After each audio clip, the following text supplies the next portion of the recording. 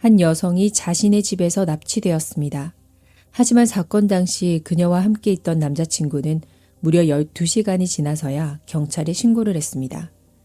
사건 수사 과정에서 상황은 예상치 못한 방향으로 흘러갔고 충격적이게도 피해자는 오히려 여론의 맹렬한 비난을 받는 표적이 되고 말았습니다.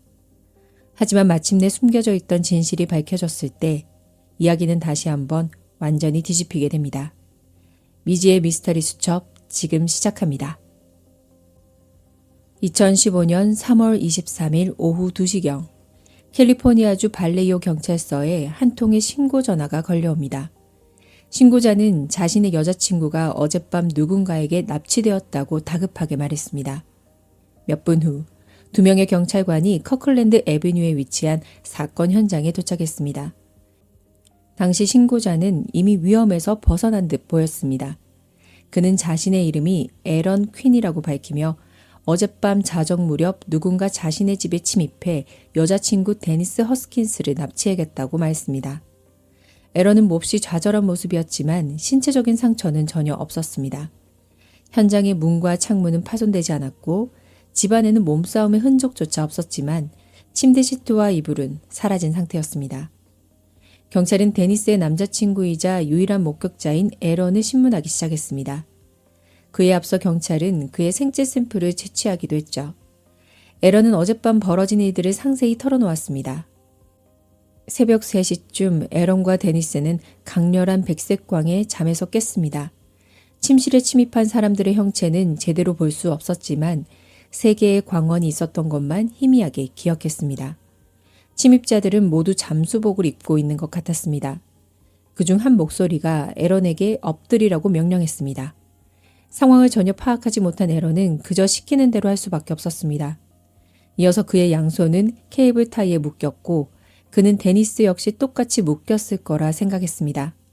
그런 다음 에런의 얼굴에는 검은색 수경이 씌워졌고 귀에는 스펀지로 된 헤드폰이 씌워졌습니다. 헤드폰에서는 음악이 흘러나오고 있었죠. 이 때문에 에런은 아무것도 보거나 들을 수 없었습니다. 당시 그는 극도의 공포에 휩싸여 있었습니다. 납치범들은 그의 혈압을 측정하더니 그에게 진정제를 주사했습니다. 에런은 온몸이 떨리는 것을 느꼈는데 그것이 약물 때문인지 아니면 그저 추위 때문인지 알 수 없었습니다. 에런은 소파로 끌려가 앉혀졌습니다. 잠시 후 한 목소리가 말했습니다. 문제가 생겼다. 저 여자는 안드레아가 아니야. 안드레아는 에런의 전 약혼녀로 작년 9월까지 이 집에 함께 살았던 인물이었습니다. 납치범들은 에런에게 경찰에 신고하거나 허튼 수작을 부리지 말라고 경고했습니다. 방 안에 감시 카메라를 설치해 두었으며 말을 듣지 않으면 데니스를 해치겠다고 협박했습니다.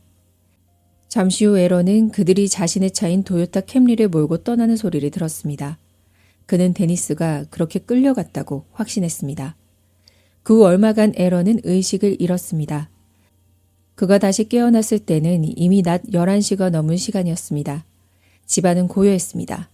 수경과 헤드폰을 벗어낸 그는 자신이 붉은색 테이프로 둘러싸인 구역 안에 있다는 사실을 깨달았습니다. 방구석에는 실제로 감시 카메라가 설치되어 있었습니다. 그는 섣불리 움직일 수 없었습니다. 그때 그에게 문자 메시지 한 통이 도착했습니다. 납치범들이 15,000달러의 몸값을 요구하는 내용이었습니다. 에런은 곧바로 체이스 은행에 전화를 걸었지만 은행 직원은 한 번에 3,500달러까지만 인출할 수 있다고 답했습니다. 그가 이 금액을 납치범들에게 회신했지만 이후 더 이상의 답장은 오지 않았습니다. 에런은 생각할수록 불안해졌고 결국 경찰에 신고하기로 결심합니다.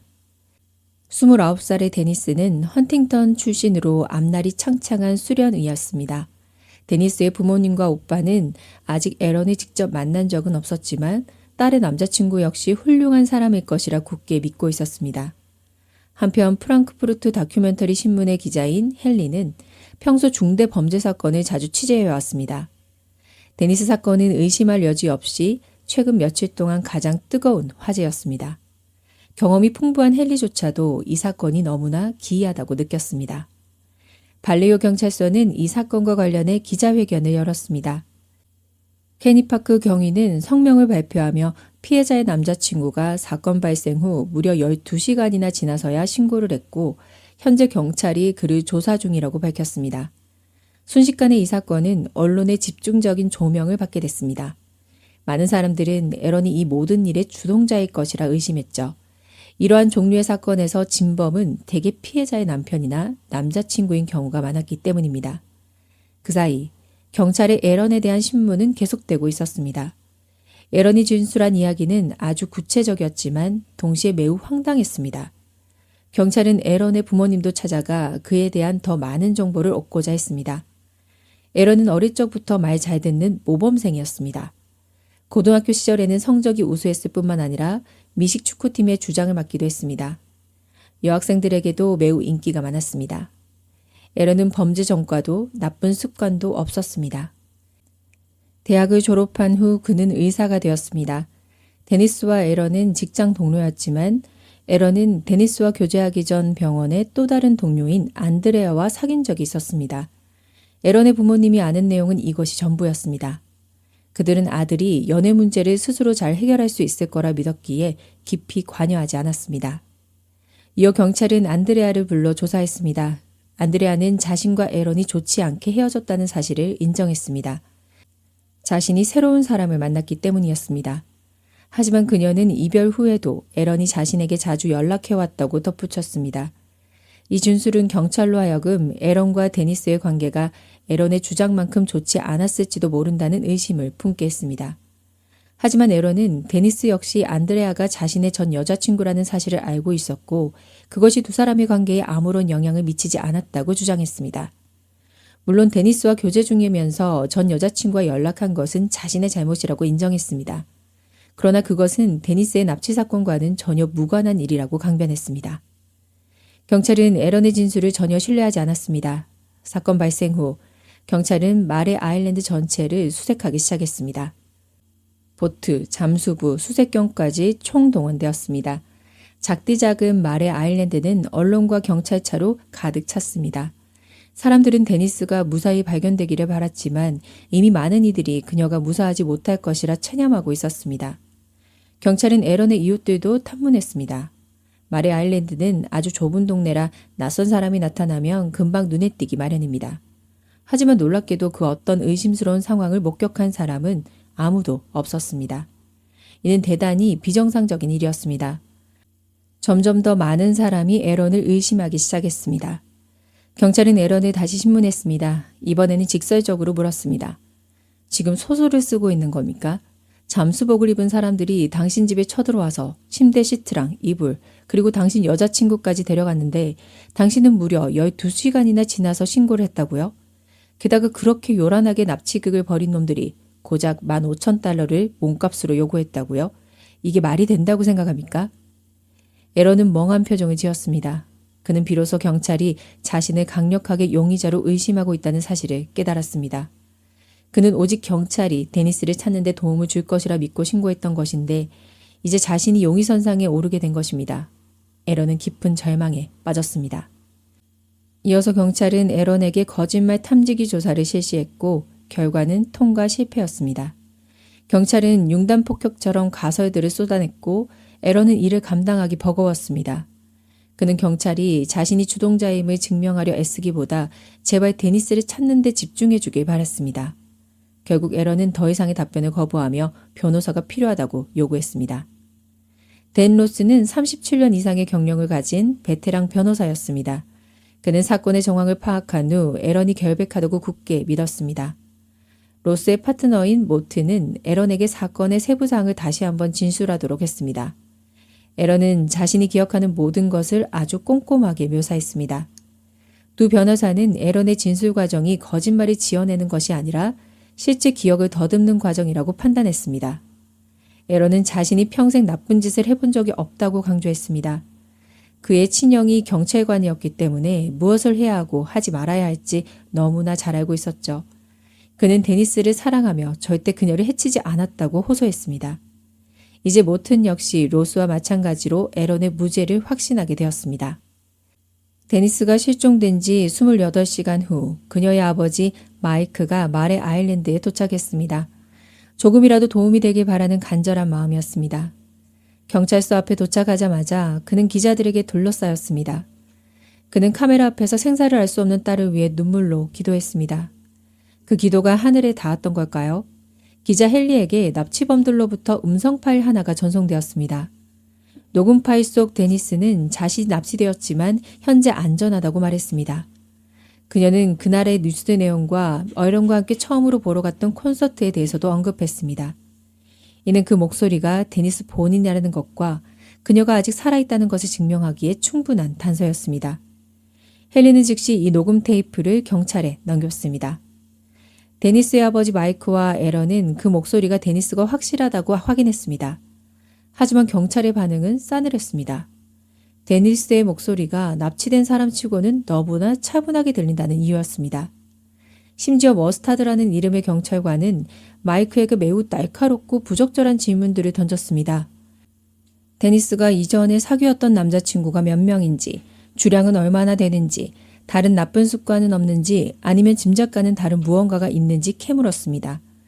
마이크가 데니스가 중학교 시절 끔찍한 피해를 겪은 적이 있다고 힘겹게 털어놓자 머스타드 경관은 이렇게 말했습니다. 그런 피해를 겪은 여성들은 가끔 이해할 수 없는 비정상적인 행동을 하기도 하죠. 이 발언은 대단히 불쾌하고 모욕적이었습니다. 에런의 변호사 모트는 직감적으로 무언가 잘못 돌아가고 있음을 깨닫고 이후의 모든 대화 내용을 녹음하기 시작했습니다. 이제 경찰은 이 납치 사건 자체를 의심하고 있었습니다. 그들은 에런뿐만 아니라 심지어 데니스가 스스로 자작극을 벌이고 있을 가능성까지 제기했습니다. 모두가 경찰의 이 황당한 추측에 경악을 금치 못했습니다. 3월 25일 오전 9시가 조금 넘은 시각, 헌팅턴의 한 거리에 익숙한 사람이 나타났습니다. 바로 데니스였습니다. 그녀가 제 발로 살아서 돌아온 것입니다. 헌팅턴은 그녀가 실종된 말의 아일랜드에서 무려 600km 이상 떨어진 곳이자 그녀가 어린 시절을 보내며 자란 고향이었습니다. 주요 언론 매체들은 앞다투어 이 충격적인 뉴스를 보도했습니다. 당일 저녁, 발레오 경찰서는 다시 한번 기자회견을 열었습니다. 파크 경위는 경찰이 아직 데니스를 직접 조사하지 않았고 그녀의 가족과도 연락하지 않았고 에런의 변호사에게도 통보하지 않았다고 밝혔습니다. 그러면서 그는 에런이 너무나도 터무니없는 이야기를 지어냈으며 조사 결과 그가 한 모든 진술은 입증할 수 없었다고 단언했습니다. 그리고 이제 데니스가 돌아왔으니 이것은 애초에 경찰이 추측했던 자작극과 완벽히 일치한다고 주장했습니다. 모든 수사와 수색 작업은 완전히 헛수고였고 에런과 데니스가 엄청난 공공자원을 낭비했다고 비난했습니다. 심지어 그는 데니스가 영화 나를 찾아줘를 모방한 것이라고까지 덧붙였습니다. 영화 속 여주인공 에이미가 바람을 피운 남편 닉을 벌하기 위해 집을 끔찍한 사건 현장처럼 위장하고 모든 사람이 닉을 진범으로 믿게 만들었던 것처럼 말입니다. 이 기자회견 이후 여론의 바람은 완전히 차갑게 식어버렸습니다. 그토록 데니스를 걱정하던 사람들은 이제 온라인에서 그녀를 향해 맹렬한 비난을 쏟아내기 시작했습니다. 데니스는 한순간에 동정받는 피해자에서 전 국민적 공분의 대상으로 전락하고 말았습니다. 한편 헌팅턴 경찰서의 경찰관들이 데니스를 말의 아일랜드로 이송했습니다. 그녀는 그곳에서 신문을 받을 예정이었습니다. 데니스는 사건 발생 이후의 상황을 아주 상세히 묘사했습니다. 그녀 역시 에런처럼 검은색 수경을 쓴 채 두 손이 뒤로 묶여 자동차 트렁크에 강제로 쑤셔 넣어졌습니다. 호흡은 가빴고 극도의 공포에 사로잡혀 있었습니다. 잠시 후 그녀는 또 다른 차량의 트렁크로 옮겨졌습니다. 엔진 소리로 미루어 보아 그 차는 포드 머스탱과 같았습니다. 차가 고속도로로 진입하는 것이 느껴졌고 이후 약물 기운 때문인지 서서히 깊은 잠에 빠져들었습니다. 시간이 얼마나 지났을까? 그녀는 흙냄새와 신선한 공기가 느껴지는 숲속에 도착했음을 깨달았습니다. 그녀는 어떤 방으로 질질 끌려갔고 이 과정은 비정상적일 만큼 느릿느릿 진행되었습니다. 수많은 공포영화의 장면들이 그녀의 머릿속을 스쳐 지나갔습니다. 침대 위로 내동댕이 쳐진 순간 드디어 납치범이 입을 열었습니다. 그는 자신이 어떤 범죄 조직에서 일하고 있으며 말을 잘 듣고 협조한다면 48시간 안에 그녀를 풀어줄 계획이라고 말했습니다. 말을 마친 남자는 방을 나가 밖에서 문을 잠가버렸습니다. 데니스는 아무것도 볼 수 없었고 앞으로 무슨 일이 벌어질지 알 수 없어 두려움에 떨었습니다. 주변은 쥐죽은 듯 고요했습니다. 창문 너머로 햇빛이 변하는 것을 느낄 수 있었고 방 밖에서 음악 소리가 흘러나오는 것도 들렸습니다. 납치범은 몇 시간마다 한 번씩 들어와 그녀가 화장실을 이용할 수 있게 데려다 주었습니다. 심지어 공포와 외상 후 스트레스 장애를 이겨내는 방법까지 알려주었습니다. 납치범은 자신이 퇴역군이라 이런 부분에 대해 잘 안다고 말했습니다. 데니스는 이 남자가 아는 것도 많고 나름 인간적인 면모도 있고 심지어 배려심까지 있다고 느꼈습니다. 그래서 어쩌면 상황이 생각만큼 최악은 아닐지도 모른다는 희망을 품기 시작했습니다. 하지만 밤이 되자 납치범은 끔찍한 요구를 해왔습니다. 그는 이 사건이 이미 외부에 크게 알려졌기 때문에 조직의 안전을 위해 데니스를 풀어주려면 그녀가 경찰에 신고하지 못하도록 확실한 약점을 잡아둬야 한다고 말했습니다. 그것은 바로 납치범 일당 중 한 명과 강제로 원치 않는 관계를 맺어야 하며 그 모든 과정을 카메라로 녹화하겠다는 것이었습니다. 당시 데니스에게는 선택권이 없었습니다. 그녀가 가장 두려워했던 끔찍한 일이 결국 벌어지고 말았습니다. 모든 상황이 끝난 후 납치범은 자신이 방에 없을 때는 수경을 벗어도 좋다고 허락했습니다. 일종의 보상이었죠. 이제 데니스는 마침내 자신이 갇힌 곳을 볼 수 있었습니다. 창문이 꽉 막힌 허름하고 낡은 방이었습니다. 침대 시트와 이불은 더럽기 짝이 없었죠. 데니스는 도망칠 생각도 해보았지만 도저히 성공할 자신이 없었습니다. 다음날 아침, 납치범은 데니스에게 음성 녹음을 지시했습니다. 이름과 현재의 시사 뉴스 그리고 에런과 처음 갔던 콘서트에 대해 차분한 목소리로 말하라는 내용이었습니다. 데니스는 시키는 대로 했습니다. 그날 오후 납치범은 자신의 다른 동료들이 그녀에게 진정제를 놔주기 위해 올 것이라고 말했습니다. 동료들은 성질이 좋지 않으니 절대 눈을 맞추거나 말을 섞지 말고 반항은 더더욱 하지 말라고 경고했습니다. 얼마 지나지 않아 밖에서 차 한 대가 도착하는 소리가 들렸습니다. 데니스는 이 조직의 규모가 얼마나 큰지 어떻게 행동하는 것이 옳은지 알 수 없었기에 죽은 듯 자는 척하기로 마음먹었습니다. 하지만 극도의 피로 때문인지 곧바로 진짜 잠이 들어버리고 말았죠. 해질 무렵 납치범이 다시 방으로 찾아왔습니다. 그는 동료들이 어제 찍은 영상에 불만이 많다며 영상 속 모습이 진짜 연인처럼 보여 하니 한 번 더 그 짓을 해야 한다고 강요했습니다. 그날 밤 데니스는 쉴 새 없이 눈물을 흘렸습니다. 그저 이 끔찍한 악몽이 빨리 끝나기만을 간절히 기도했습니다. 다음 날 새벽, 데니스는 잠에서 깼습니다. 납치범은 그녀를 차에 태웠습니다.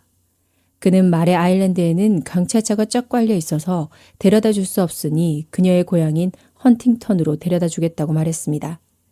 이 납치범은 그녀에 대한 모든 것을 훤히 알고 있는 듯 했습니다. 목적지에 도착하자 데니스는 차에서 내렸습니다. 그녀는 수경의 틈새로 그 차가 하얀색이라는 것을 희미하게 확인했습니다. 납치범은 수경을 벗겨준 뒤 숫자를 10부터 거꾸로 세고 나서 눈을 뜨라고 지시했습니다. 데니스는 아주 천천히 숫자를 세었습니다. 숫자를 다 세고 조심스럽게 눈을 떴을 때 그녀는 납치된 지 이틀 만에 마침내 자유를 되찾았습니다. 게다가 그곳은 그녀가 어린 시절부터 자라온 바로 그 동네 골목이었습니다. 수백 번도 더 걸어 다녔던 너무나도 익숙하고 어린 시절의 추억이 가득한 길이었죠. 그 이후의 일은 우리 모두가 아는 대로입니다. 경찰은 데니스의 진술을 들은 후 몇 가지 질문을 던졌고 그녀를 병원으로 데려가 신체 검사 및 피해 조사를 받게 했습니다. 늦은 오후 무렵 경찰은 그녀에게 어떤 서류에 서명할 것을 요구했습니다. 데니스는 의구심이 들었고 변호사가 동석한 상태에서만 서명하겠다고 버텼습니다. 그녀는 자신의 변호사인 더그 라파포트를 불렀습니다. 더그는 이미 한 번 진술을 마쳤으니 절대 다시 진술해서는 안 된다고 충고했습니다. 만약 첫 번째 진술과 조금이라도 엇갈리는 부분이 나오면 그녀에게 절대적으로 불리하게 작용할 것이기 때문이었죠. 데니스가 살아 돌아온 이후 언론의 관심은 오히려 소름 끼칠 정도로 집요해졌습니다. 그들은 사건의 아주 사소한 세부사항까지 현미경으로 들여다보듯 파헤쳤습니다. 이는 데니스와 에런에게 감당하기 힘든 엄청난 정신적 고통을 안겨주었습니다. 데니스는 그 지옥 같은 48시간을 간신히 버텨냈는데 정작 경찰은 납치범을 잡으려 하기는커녕 그녀의 진술에서 흠집을 찾아내 그녀를 거짓말쟁이로 몰아갈 궁리만 하고 있을 줄은 꿈에도 몰랐습니다. 다음 날인 3월 26일, 경찰은 데니스를 다시 소환해 신문했습니다. 신문에는 발레이오 경찰서의 머스타드 경관 외에도 데이비드 세스마라는 이름의 연방조사관이 새롭게 합류했습니다. 이번에는 데니스의 변호사 더그도 곁을 지켰습니다. 경찰은 에런과의 관계부터 추궁하기 시작하더니 이내 납치 과정의 세부 사항들을 캐묻기 시작했습니다. 심지어 데니스가 두 번 다시 떠올리고 싶지 않은 그 끔찍한 피해 상황까지 낱낱이 물어봤죠. 데니스는 납치범을 잡는 데 도움이 될 거란 생각에 괴로움을 꾹 참고 기억나는 모든 디테일을 성심성의껏 진술했습니다. 하지만 두 조사관이 내놓은 대답은 싸늘했습니다.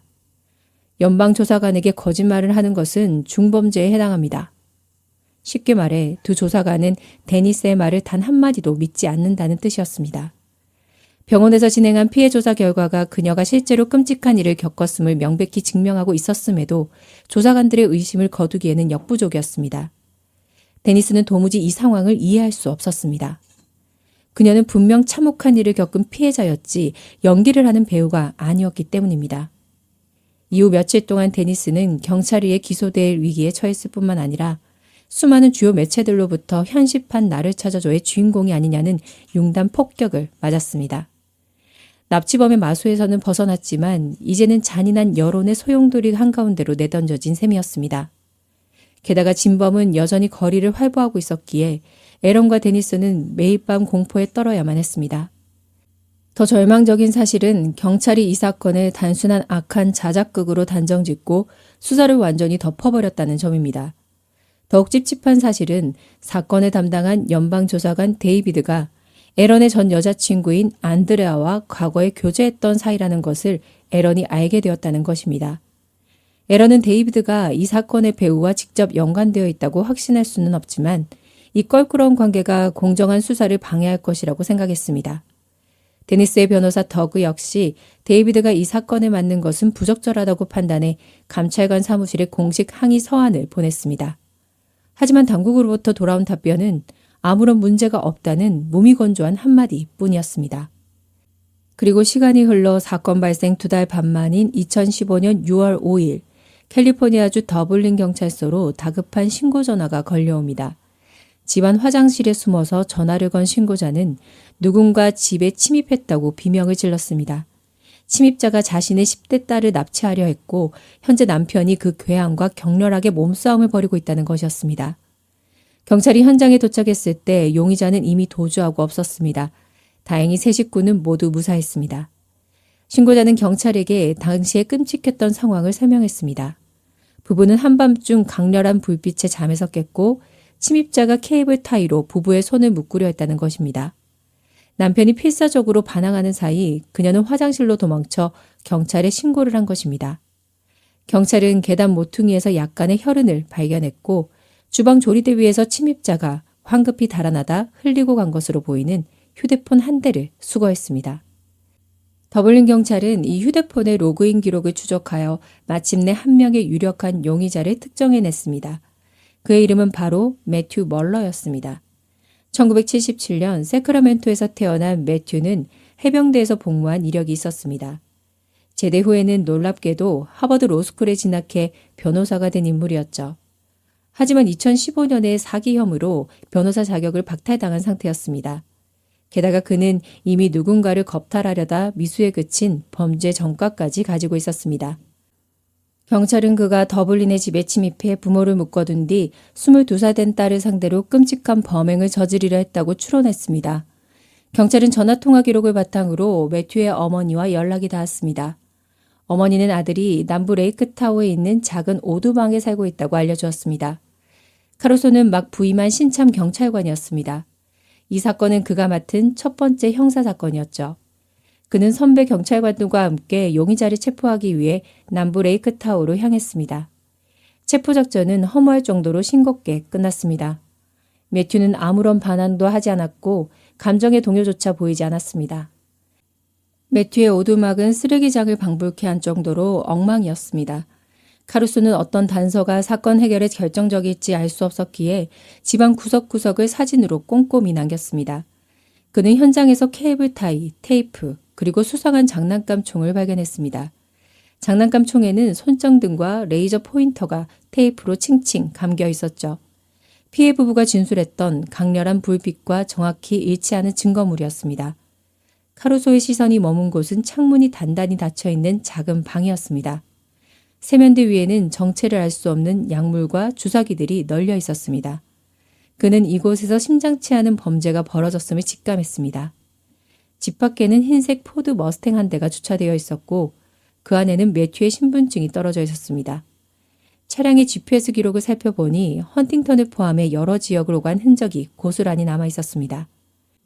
또한 카루소는 자동차 트렁크 안에서 검은색 옷을 입은 사람 크기의 기괴한 인형 여러 개를 발견했습니다.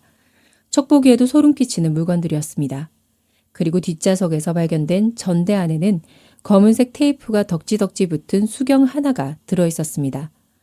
무엇보다 카루소의 눈길을 끈 것은 그 수경에 길다란 금발 머리카락 한 가닥이 붙어 있다는 점이었습니다. 더블린 침입 사건 당시 매튜는 그 집 딸을 데려가지 못했습니다. 그렇다면 이 금발 머리카락의 주인은 도대체 누구일까요?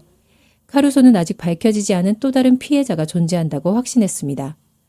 경찰서로 복귀한 카루소는 매튜에 관한 모든 정보를 샅샅이 뒤지며 신원 미상의 피해자를 찾기 시작했습니다. 조사 결과 매튜가 2009년에 저질렀던 미수 사건의 세세한 내막이 드러났습니다. 당시 매튜는 한 집에 침입해 남편의 양손을 케이블 타이로 묶고 아내에게 끔찍한 짓을 저지르려 했습니다. 아내는 매튜에게 눈물로 애원하며 자신은 과거에도 깊은 상처를 받은 적이 있으니 제발 살려달라고 빌었습니다. 매튜는 끝내 범행을 포기하고 달아났죠. 안타깝게도 당시에는 증거 불충분으로 매튜는 유죄 판결을 피했습니다. 이 사건의 피해자 이름은 트레이시였습니다. 하지만 조사 기록 어디에도 수경에 관한 언급은 없었고 트레이시의 머리색은 짙은 갈색이었습니다. 수경에 묻은 금발 머리카락의 주인은 트레이시가 아니었던 것입니다. 포기하지 않고 수사를 이어가던 카루소는 퇴근 후에도 사건에 매달렸고 이번에는 흰색 머스탱 차량의 흔적을 역추적하기 시작했습니다. 이 차량은 2014년 12월에 도난 신고가 접수된 상태였습니다. 카루소는 차주에게 연락해 이 차량이 가택 침입 범죄에 사용되었을 가능성이 있다고 알렸습니다. 그러자 차주가 대뜸 이렇게 물었습니다. 혹시 그 마레 아일랜드 사건 말씀하시는 건가요? 당시 마레 아일랜드 사건에 대해 전혀 알지 못했던 카루소는 즉시 인터넷 검색창에 마레 아일랜드를 쳐보았습니다. 그리고 모니터에 떠오른 기사 내용들을 읽어내려가며 심장이 터질 듯이 뛰는 것을 느꼈습니다. 사건의 수많은 조곡들이 매튜 멀러와 소름 돋을 정도로 완벽하게 들어맞고 있었기 때문입니다. 한밤중에 무단 침입, 케이블 타이, 붉은색 테이프, 흰색 머스탱, 그리고 수경까지. 게다가 데니스가 풀려났던 헌팅던 지역 역시 머스탱의 GPS 기록에 명확히 남아 있었습니다. 카루소가 피해자 데니스의 사진을 찾아 클릭했을 때 모니터 속에는 아름다운 금발 여성이 있었습니다. 그는 수경에 묻은 금발머리가 데니스의 것이라고 100% 확신했습니다. 하지만 카루소를 더욱 경악하게 만든 것은 여론이 일방적으로 데니스를 관종이자 거짓말쟁이로 몰아붙이고 있다는 사실이었습니다. 그는 한치의 망설임도 없이 즉각 발레이오 경찰서에 전화를 걸었습니다. 그러나 소화기 너머로 돌아온 대답은 해당 사건은 이미 연방수사국 FBI로 이관되었다는 무책임한 통보뿐이었습니다. 우여곡절 끝에 카루소는 이 사건을 담당하고 있는 FBI 요원 데이비드의 직통번호를 알아냈습니다. 그는 상기된 목소리로 자신이 발견한 결정적인 증거들을 데이비드에게 쏟아냈습니다. 하지만 데이비드의 반응은 미적지근했습니다. 알겠습니다. 가지고 있는 자료 전부 보내주세요. 저희가 검토해보죠. 며칠 뒤 데니스의 변호사 더그에게 검찰로부터 한 통의 전화가 걸려왔습니다. 검사는 데니스 사건에 마침내 돌파구가 열렸다고 전했습니다. 더블린에서 체포된 용의자 매튜가 데니스 납치 사건의 진범일 가능성이 높다는 확고한 증거가 나왔다는 것입니다. 이 소식은 순식간에 전국으로 타전되었습니다. 무려 2달이 넘는 시간이 흘러 언론은 다시금 이 사건을 대서특필하기 시작했습니다. 매튜와 데니스의 사진이 뉴스 화면을 가득 채웠습니다. 한 방송국에서는 매튜가 변호사로 활동하던 시절의 과거 인터뷰 영상을 내보냈습니다. 텔레비전에서 흘러나오는 매튜의 목소리를 듣는 순간 데니스는 온몸에 소름이 돋으며 그 목소리가 자신을 납치하고 끔찍한 짓을 저지른 바로 그 악마의 목소리임을 단번에 알아차렸습니다. 데니스의 변호사 더그는 캘리포니아 동부지방법원의 사법당국이 작성한 선서 진술서를 강력히 요구하여 받아냈습니다. 그 진술서에는 경찰의 참담한 수사 과정이 적나라하게 기록되어 있었습니다. 경찰은 애초에 진짜 납치범을 잡으려는 노력은 거의 하지 않았고 오직 데니스와 에런을 범죄자로 몰아 기소하는 데에만 혈안이 되어 있었음이 만천하에 드러났습니다. 게다가 에런이 그토록 억울해했던 거짓말 탐지기 결과 역시 진술서에는 통과 실패가 아닌 판독 불가라고 버젓이 적혀 있었습니다. 경찰이 결과를 조작해 그를 압박했던 것입니다. 이와 같은 경찰의 위법하고 강압적인 수사 기록은 셀 수 없이 많았습니다. 며칠 후 데니스는 당당히 언론 앞에 섰습니다. 눈부신 햇살 아래 그녀는 세상 사람들을 향해 힘주어 말했습니다. 저는 단 한 번도 거짓말을 한 적이 없습니다. 단 하나의 이야기도 지어내지 않았습니다. 저는 그저 끔찍한 일을 겪은 선량한 피해자일 뿐입니다. 2017년 3월 데니스와 에런은 세크라멘토 법원에 나란히 앉아 매튜 멀러의 재판을 참관했습니다. 재판부의 판결은 단호했습니다. 매튜 멀러는 납치, 강도, 그리고 성적인 피해를 입힌 혐의 등으로 징역 40년의 중형을 선고받았습니다. 하지만 매튜는 감옥에 수감되는 그 순간까지도 대체 왜 처음에는 에런의 전 여자친구인 안드레아를 납치하려고 계획했는지 그 진짜 이유에 대해서는 끝내 입을 열지 않았습니다. 2016년 데니스와 에런 부부는 수사 과정에서 입은 씻을 수 없는 상처와 명예훼손에 대해 발리오 시루를 상대로 거액의 소송을 제기했습니다. 끈질긴 법정 공방 끝에 그들은 시 당국과 합의했고 250만 달러라는 막대한 보상금을 받아냈습니다. 안타깝게도 당시 이 부실 수사를 주도했던 경찰 관계자들 중 단 한 명도 징계를 받지 않았습니다. 모든 사건이 일단락된 후 데니스와 에런은 카루소 경관을 직접 찾아갔습니다. 진실을 밝히기 위해 끝까지 파고들었던 이 신참 경찰관의 불굴의 집념이 없었다면 데니스는 영원히 거짓말쟁이라는 주홍글씨를 단 채 살아가야 했을지도 모릅니다. 그 한 명의 진짜 경찰관 덕분에 숨겨져 있던 진실이 마침내 세상의 빛을 보게 되었고 데니스는 잃어버렸던 자신의 결백을 영원히 되찾을 수 있었습니다. 오늘 이야기는 여기까지입니다. 구독과 댓글, 좋아요는 늘 큰 힘이 됩니다. 다음 시간에 뵐게요.